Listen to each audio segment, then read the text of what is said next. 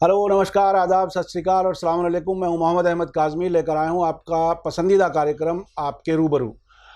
इस कार्यक्रम में हम आपको कुछ ऐसे बड़े लोगों से मिलवाते हैं जिसमें आपको कुछ खबरों के पीछे क्या कुछ हो रहा है उसके बारे में बताते हैं। और आज मैं ख़ास तौर पर दिल्ली हुकूमत जो आम आदमी पार्टी की केजरीवाल साहब की सरकार है उसमें माइनॉरिटी कमीशन के चेयरमैन हैं जनाब डॉक्टर ज़फ़रुल इस्लाम खान साहब। माइनॉरिटीज़ का एक इशू ख़ास तौर पर ऐसी हालत में जब सेंटर में कोई दूसरी सरकार है जिसका नज़रिया मुख्तलिफ है और आम आदमी पार्टी की सरकार इसका नज़रिया बिल्कुल मुख्तलिफ है। बहुत सी मुश्किलात इस सरकार को चलाने में आती रही हैं, वो केजरीवाल साहब बताते रहे हैं। डॉक्टर ज़फ़रुल इस्लाम खान साहब, वेलकम है आपका मीडिया स्टार वर्ल्ड में। आप ये बताइए कि इस दिल्ली की सरकार में माइनॉरिटीज़ के लिए ऐसी कौन सी ख़ास कोई चीज़ आपके सरपरस्ती में हुई है जो कहा जा सके कि चूँकि अब आने वाले वक्त में दिल्ली में इलेक्शन भी आने वाले हैं और माइनॉरिटीज़ बहरहाल एक अच्छी खासी तादाद में दिल्ली में रहते हैं, तो आप बताइए कि मुसलमानों के बारे में और दूसरी माइनॉरिटीज़ हैं उनके बारे में कुछ ख़ास क्या, अगर आपसे अचीवमेंट के तौर पे पूछा जाए कि आपकी माइनॉरिटी कमीशन ने क्या किया है ऐसा ख़ास जो आप हमें बता सकें, हमारे नाज़रीन को बता सकें। देखिए, हम 3 आदमियों की मेंबरशिप में ये कमीशन बनता है। हम लोगों की पहले दिन से ये कोशिश रही कि लोगों को ज़्यादा से ज़्यादा जोड़ें उसके साथ। हाँ। तो हमारे यहाँ मशावरती कमेटियाँ हुआ करती थी पहले भी, लेकिन उसके मेंबरान चंद हुआ करते थे। जी। हमने उसको खोल दिया उसको। आज जो हमारे पास माशाल्लाह 1,500-2 हज़ार लोग होंगे मुख्तलिफ़ कम्युनिटीज़ के। अच्छा। मुसलमान, सिख, क्रिश्चियन सभी के। हाँ। और सबकी अलग अलग हैं। हाँ। तो बहुत काफ़ी लोग पूरे दिल्ली से उसमें जुड़े हैं पहली दफ़ा। हाँ। और इस वजह से जब हम कोई कॉन्फ्रेंस या कोई चीज़ करते हैं तो वहाँ पे लोग नज़र आते हैं, इसलिए कि वो हमसे जुड़े हुए हैं। वो यानी इन्वॉल्वमेंट महसूस होता है। जी, पहले तो छोटा सा हॉल भी भरना मुश्किल हो जाता था पहले। जी। उसके अलावा हमने NGOs का रास्ता भी बिल्कुल खोल दिया है। पहले 1-2 महीने के लिए खोलते थे और फिर बंद कर देते थे उसको। अच्छा। तो उसकी वजह से सिर्फ मुश्किल से जब हम यहाँ पे आए तो 15-20 NGO होंगे। और आज ये हालत है कि आज मेरा ख्याल है कि 104-105 NGOs हमारे साथ जुड़ चुके हैं। हाँ। और ये वो NGOs हैं जो कि अक़लियतों के लिए काम कर रहे हैं। उसमें मुसलमान भी हैं। हाँ, जी। गैर मुस्लिम बल्कि हिंदू लोग भी चला रहे हैं वो भी, अगर वो अक़लियतों के लिए काम कर रहे हैं तो। हाँ। तो ये लोग जुड़े हुए हैं और इनके ज़रिए हम आउटरीच करते हैं। जी। मतलब ये लोग जो है दिल्ली के मुख्तलिफ़ इलाकों में अवेयरनेस कैंप लगाते हैं। हाँ। अपने अपने ऑफिसों के ज़रिए काम करते हैं। हम उनको मटेरियल भी देते हैं। उसके अलावा उनको समझाते हैं, बल्कि यहाँ पे उनकी ट्रेनिंग भी होती है कि भाई किस तरह से आप अक़लियतों के हुकूक़ के लिए काम करें, क्या क्या चीज़ें मिल सकती हैं, क्या क्या कहाँ करें, किस वेबसाइट में है, दरख्वास्तें कैसे दें, वगैरह वगैरह। इसमें इस तरह के हमने अवेयरनेस प्रोग्राम एक आम लोगों के लिए और ट्रेनिंग प्रोग्राम ख़ास लोगों के लिए जो NGOs वगैरह से जुड़े हुए हैं। तो ये है। उसके अलावा हमारा जो काम करने का जो तरीका है, दोनों तरीके से, एक तो शिकायतें आती हैं उस पर अमल करते हैं हम, और एक जो है सुओ मोटो जो होता है जिसमें कि हम खुद से ही फैसला करके कि भाई हाँ ये चीज़ माशरे में आई हुई है या मीडिया में आई हुई है और ये ऐसी चीज़ जिस पर कुछ एक्शन होना चाहिए, तो हम एक्शन लेते हैं उसके ऊपर।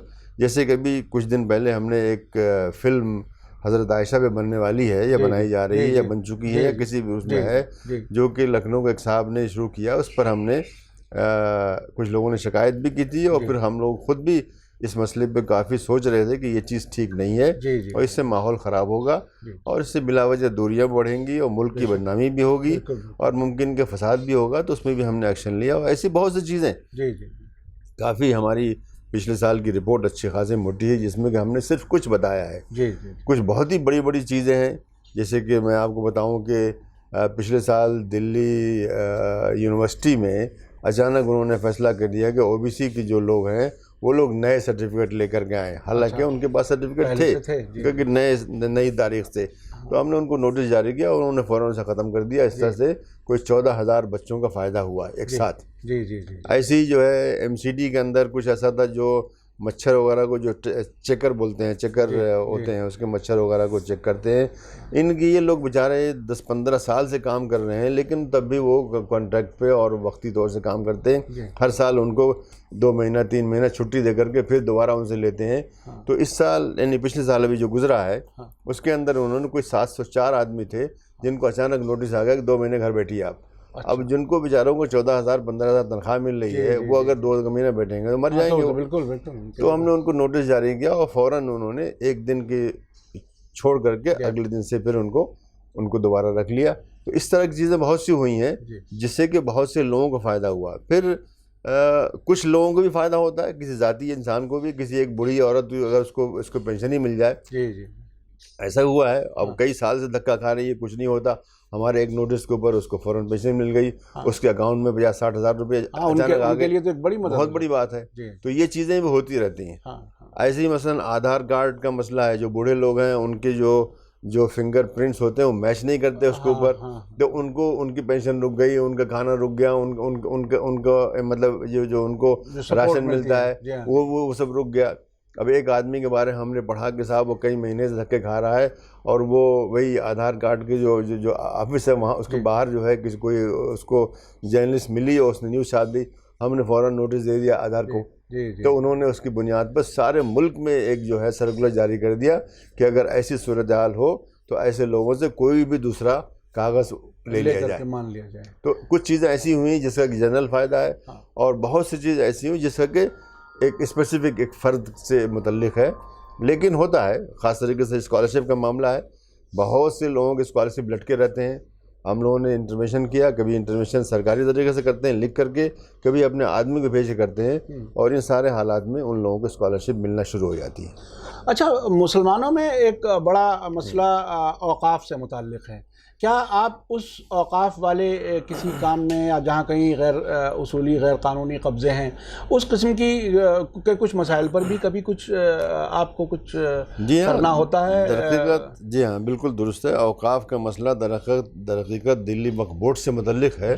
लेकिन अगर कोई हमारे यहाँ शिकायत आती है तो उस पर हम अमल करते हैं और उनको हल करने की कोशिश करते हैं। और जब भी हमने इंटरवेंशन किया है, ख़ास तरीके से महरूली के इलाके के अंदर काफ़ी इस तरह के मसाइल हैं, कहीं पर कोई कब्ज़ा कर लिया है, कहीं पर रास्ता बंद कर दिया, कहीं क्या है, और जब भी ऐसा हुआ है कहीं पर पानी बंद कर दिया है, मुख्तलिफ इस तरह की चीज़ें हुई, जब भी हमने इंटरवेंशन किया है तो हमें कामयाबी मिली है। कब्ज़े भी हटवाए हमने, SDM को नोटिस देकर के। आम तौर पे मुसलमानों के इश्यूज़ पर तो बात होती है, लेकिन जो दूसरी माइनॉरिटीज़ हैं, जो छोटी माइनॉरिटीज़ हैं, उनके किस किस्म के मसाइल हैं जो आप तक पहुंचते हैं और आप उनको कुछ मदद कर पाते हैं, वो क्या है? मतलब आम तौर पे लोग जानते नहीं हैं। जी, एक उमूमी मसला है कि अक़लियतों को ये मालूम नहीं है कि ऐसा कोई कमीशन है जहाँ पर वो बहुत ही यानी बगैर किसी पैसा खर्च किए हुए उनको इंसाफ मिल सकता है। अदालत में जाएंगे, ये बहुत बड़ी बात है, ये बहुत वकील लगेगा और पूरे कागजात ये वो झंझट से बचते हैं, और बहुत देर भी लगती है। यानी वहाँ पर को 5-6 साल लगना बहुत आम बात है।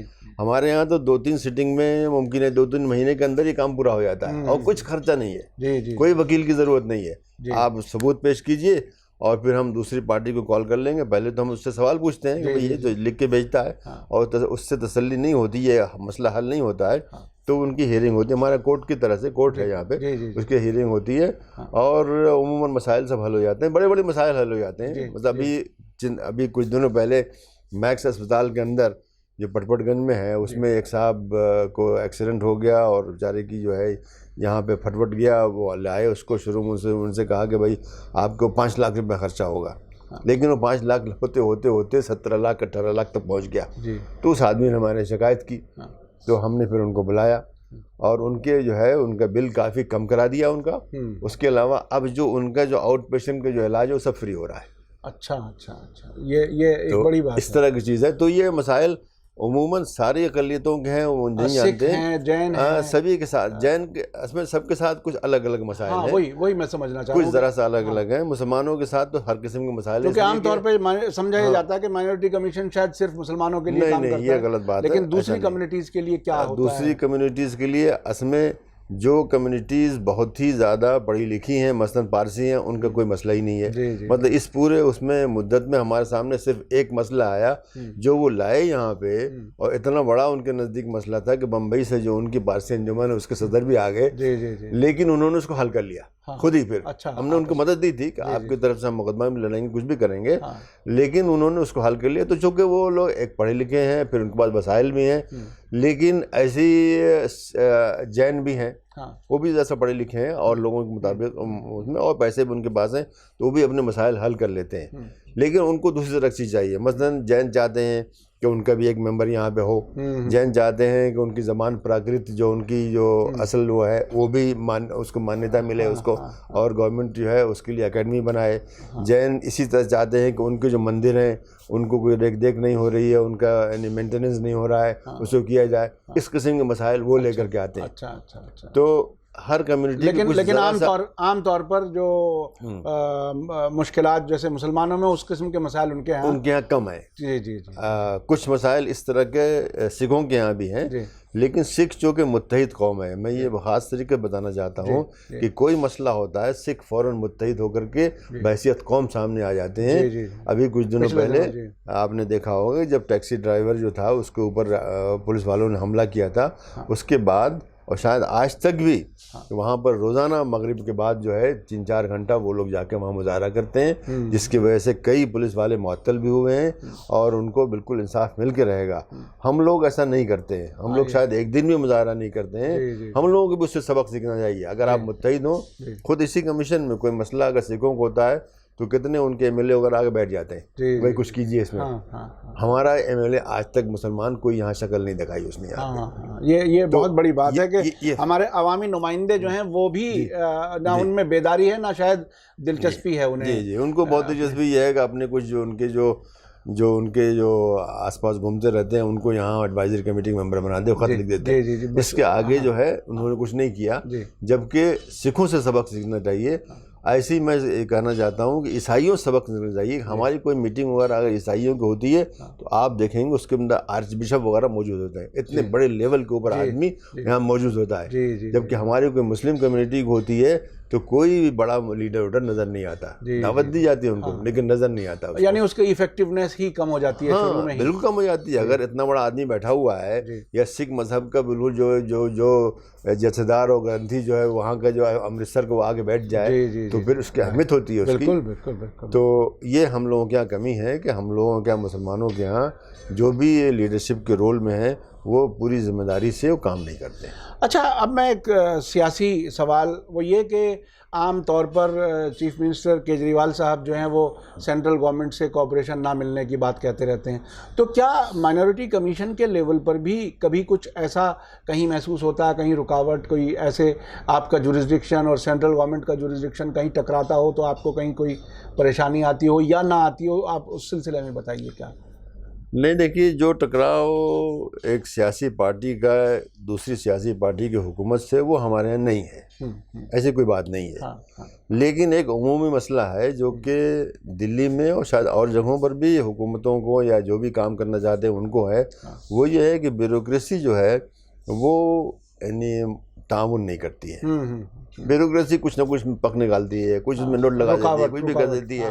तो एक चीज़ जो कि एक हफ्ते में होनी चाहिए वो 5-6 महीने में होती है, जिससे कि दिल टूटता है इससे। वही ये हो जाना चाहिए। अभी कुओं से पड़े हुए हैं उसके अंदर, तो वो मसला जो बाहर भी है और इस कमीशन के अंदर भी है। बहुत सी चीज़ें जो हम चाहते थे कि जल्दी से हो जाएं, एक हफ्ते में हो जाएं, 2 दिन में हो जाएं, उनको लंबा ये लोग खींचते हैं। इस डिपार्टमेंट भेज दिया, उस डिपार्टमेंट भेज दिया, इनकी राय मांग रहे हैं, उनकी राय मांग रहे हैं, ये सब करते रहते हैं ये लोग। तो इसको हम कोशिश करते रहते हैं कम करें इसको, लेकिन फिर भी उनका तरीका यही है साहब, यही जो है उनका जो एडमिनिस्ट्रेटिव जो स्टाइल काम करने का। क्या आपके दिल्ली माइनॉरिटी कमीशन के और नेशनल माइनॉरिटी कमीशन के बीच में भी किसी किस्म का कोई काम से मुताल्लिक कोई ताल्लुक होता है? बहुत ही कम है। हम लोग वहाँ पे 2 बार गए हैं, खुद से गए हैं। एक बार तो खुद से गए हैं, एक बार बिल्कुल शुरू में जब हम लोग यहाँ पे आए थे उस वक्त हमने यानी कर्टिसी कॉल की थी, उसके बाद एक बार उन्होंने बुलाया था।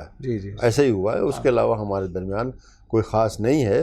कभी ऐसा होता है कि हमारे यहाँ कुछ चीज़ें ऐसे कुछ लोग गलती से भेज देते हैं जो कि इनका ताल्लुक नेशनल से है, दिल्ली के बाहर का, मतलब बिहार का, यूपी का, वो लोग शिकायतें भेज देते हैं, तो हम उनको उनके यहाँ फॉरवर्ड कर देते हैं। इसके अलावा जो है कोई कोऑपरेशन नहीं है। जी जी, बहुत बहुत शुक्रिया डॉक्टर ज़फ़रुल इस्लाम खान साहब। इंटरव्यू के शुरू में जो एक बात का इशारा किया था वो उम्मुल मोमिनीन हज़रत आयशा से मुताल्लिक़ फ़िल्म, मैं आपको वजाहत कर दूं कि हुकूमत का बनाया हुआ, जैसे ये माइनॉरिटी कमीशन है, इसी तरह से वक्फ़ बोर्ड होती है, और शिया वक्फ़ बोर्ड जो लखनऊ में है योगी सरकार के तहत, वो वसीम रिज़वी, उनके ख़िलाफ़ बहुत से केसेस हैं जिसकी वजह से वो बचने के लिए शायद हुकूमत की खुशनुदी हासिल करना चाहते हैं, और शायद उनके मुल्क के अंदर और मुल्क के बाहर भी कुछ आका हैं। तो ये खलफिशार पैदा करने की कोशिश और सेक्टेरियन इख्तलाफात पैदा करने की कोशिश जो इस हुकूमत में, जो मरकज़ी हुकूमत में लोग बैठे हैं, उनकी वजह से, उनके इशारों पर, और अब तो उत्तर प्रदेश और सेंट्रल गवर्नमेंट एक ही पार्टी के हाथ में है, तो वो उससे कोई ये ना समझे चूँकि शिया वक्फ बोर्ड या शिया जो यूपी का शिया वक्फ बोर्ड है, वो शिया वक्फ बोर्ड उसका टाइटल है, ज़रूरी नहीं है कि वो शियों का नुमाइंदा भी हो। और उलमा की, शिया हजरात की, उलमा की एक बहुत बड़ी मीटिंग में ये तय कर दिया गया था, बता दिया गया था कि वो, उसका ना इस्लाम से कोई ताल्लुक़ है, ना शिया फ़िरक़े से कोई ताल्लुक़ है। तो ये जो आपस में इख्तलाफात पैदा करने वाले एलिमेंट्स होते हैं, ज़ाहिर है उन्हें समझने की ज़रूरत होती है, और सरकारों के साजिशों को भी समझने की ज़रूरत होती है। और डॉक्टर साहब, आपने बताया कि जो ब्यूरोक्रेसी है वो परेशान करती है। मैं जानता हूं कि आप यहाँ कमीशन में आने से पहले अपने पब्लिकेशन को और मुख्तलिफ जो कौमी मसाइल हैं उसमें आप इन्वॉल्व रहे हैं, बहुत काम किया है आपने। तो ये एक मुश्किल है, हम इस उम्मीद के साथ कि सेंट्रल गवर्नमेंट भी इस पर गौर करेगी और कोई रास्ता ऐसा निकालेगी कि ब्यूरोक्रेसी का वो जो लंबा रास्ता है उससे किसी तरह से कट शॉर्ट किया जा सके और मसाइल हल हो सकें। इसी के साथ मुझे दीजिए इजाज़त। शुक्रिया, धन्यवाद। जय भारत, जय हिंद।